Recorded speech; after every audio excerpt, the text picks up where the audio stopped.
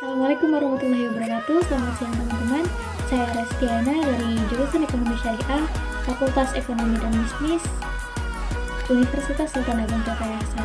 Di sini saya dari kelompok 1 mata kuliah Pembiayaan Manajemen Pembiayaan Syariah yang diampu oleh Bu Rita Rosiana SE MSI. Saya dan dua rekan saya, Mila Emilia dan Nita Putri Herdiani, akan memaparkan mengenai jenis-jenis pembiayaan di bank syariah. Mari kita simak materinya. Sebelum kita mengetahui lebih jauh apa itu manajemen pembiayaan di bank syariah dan jenis-jenisnya seperti apa, alangkah lebih baik jika kita mengetahui pengertian mengenai manajemen dan pembiayaan itu sendiri. Menurut Dr. Andes Haji Melayu SPH Hasibuan, manajemen adalah ilmu dan seni mengatur proses pemanfaatan sumber daya atau sumber daya lainnya secara efektif dan efisien untuk mencapai tujuan tertentu. Adapun pengertian pembiayaan menurut Kasmir dalam Nurjaya 2011 adalah penyediaan uang atau tagihan yang dapat dipersamakan dengan itu berdasarkan persetujuan atau kesepakatan antara bank dengan pihak lain yang mewajibkan pihak yang dibiayai untuk mengembalikan uang atau tagihan tersebut setelah jangka waktu tertentu dengan imbalan atau bagi hasil.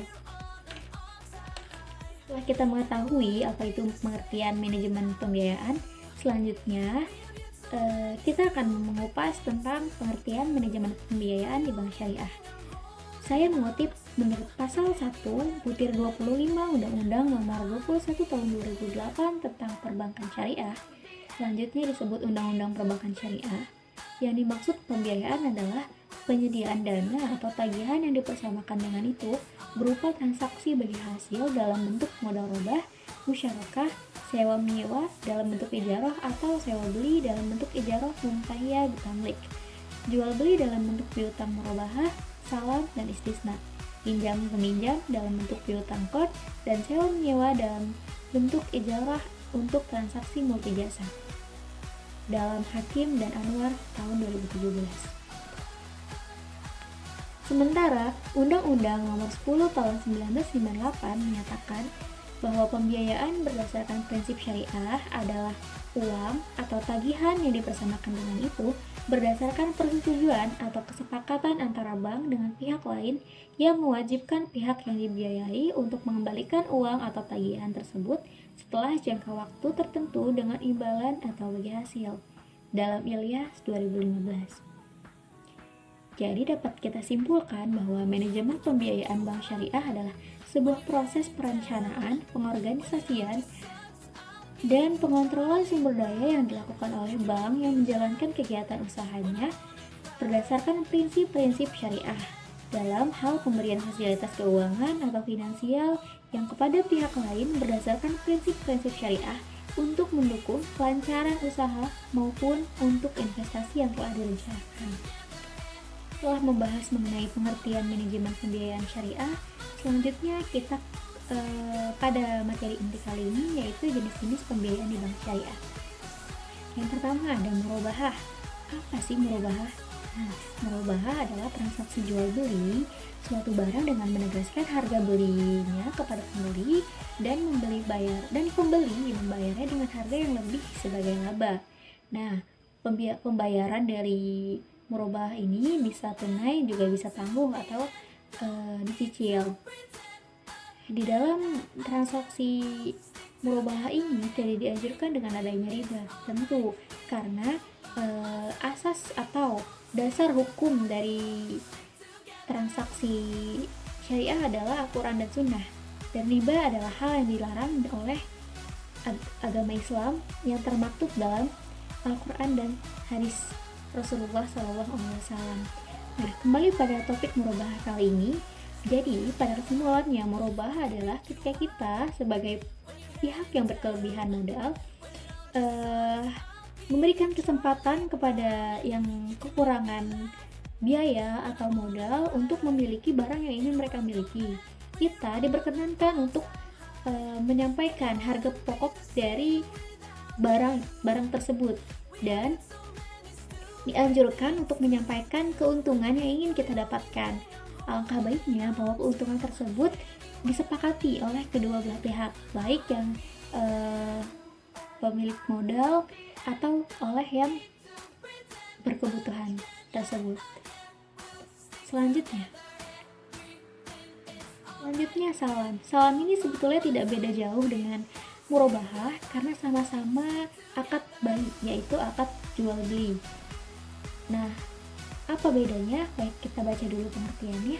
Salam adalah akad jual beli barang pesanan antara bank dan nasabah dengan spesifikasi, harga, dan waktu penyerahan barang pesanan disepakati di awal, serta pembayaran dilakukan di muka secara penuh.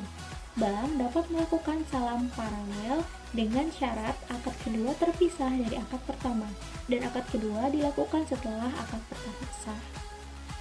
Yang dimaksud dengan salam ini, ketika kita ingin membeli sesuatu, maka kita bisa menyampaikan spesifikasi, harganya, dan waktu penyerahan barangnya lebih dulu, termasuk pembayaran dilakukan terlebih dahulu, baru barang yang kita terima di kemudian hari, karena sistem salam ini adalah sistem pesanan yang mana barang tersebut belum ada di tempat, tapi bisa kita pesan dan akan datang di kemudian.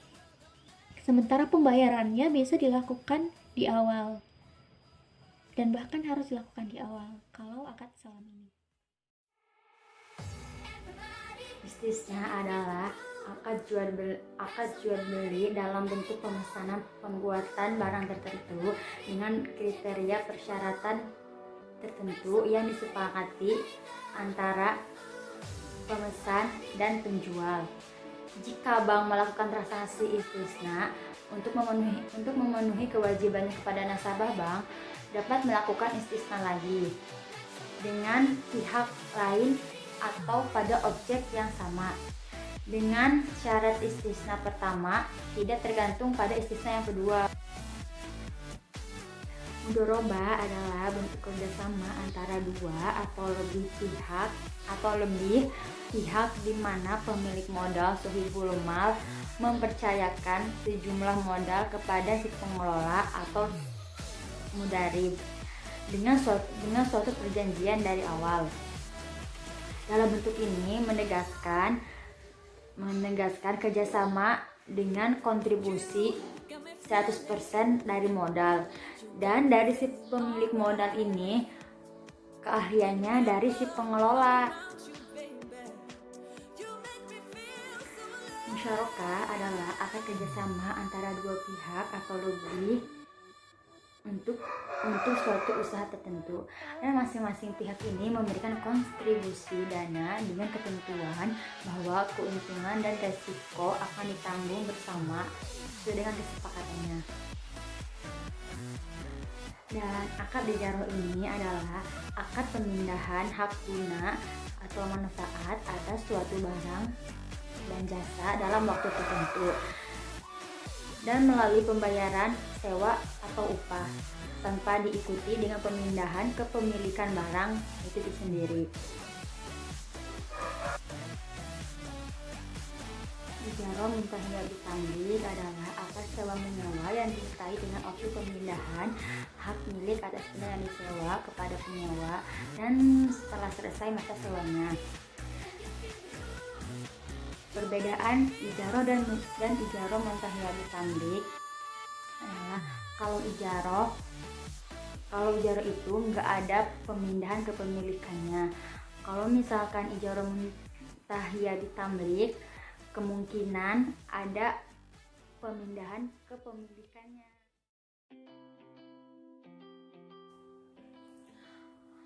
Taruhan adalah menahan salah satu harta milik si peminjam atas pinjaman yang diterimanya, atau biasanya kita sebut dengan gadai. Biasanya kita memberikan barang yang kita miliki untuk dijadikan sebagai jaminan atas utang yang kita pinjam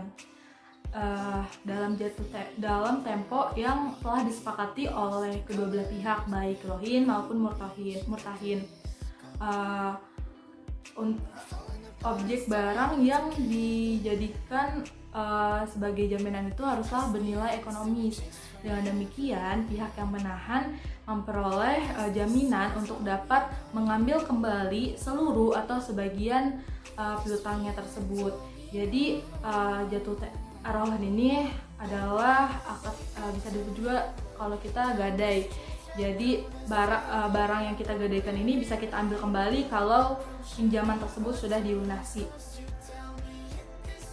Kafalah adalah jaminan yang diberikan oleh penanggung atau kafil kepada pihak ketiga dalam rangka memenuhi kewajiban yang ditanggung maqful anhu apabila yang ditanggung ini cedera janji atau prestasi.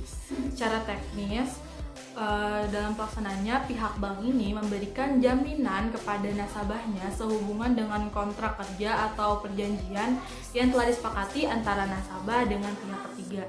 Pada pemberian kafalah ini sebenarnya pada hakikatnya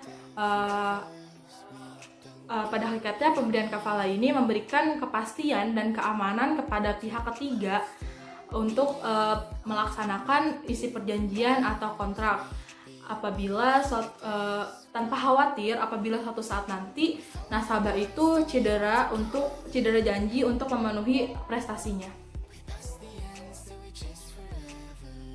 Hawalah adalah akad pengalihan hutang dari orang yang berhutang kepada orang yang wajib menanggung atau membayarnya. Menurut para ulama, istilah para ulama itu pengalihan beban utang dari muhil kepada muhal alaih, dari si orang yang berhutang kepada orang yang wajib membayar atau menanggung hutang itu atau muhal alaih. Secara sederhana, misalkan nih ada A, B sama C. A ini sebagai muhal yang memberikan pinjaman, B ini ada sebagai muhil, orang yang berhutang, C ini sebagai muhal alaih atau orang yang menanggung atau bertanggung jawab atas hutang si B ini. Jadi si A ini memberikan pinjaman kepada si B, tapi si B ini ternyata nggak bisa nih bayar hutang ke si A.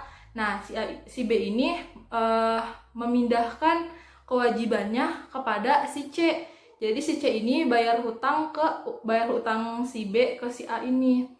Nah, hutang si C ke si B ini dianggap lunas karena si C ini udah bayarin hutang si B ke si A. Kayak gitu.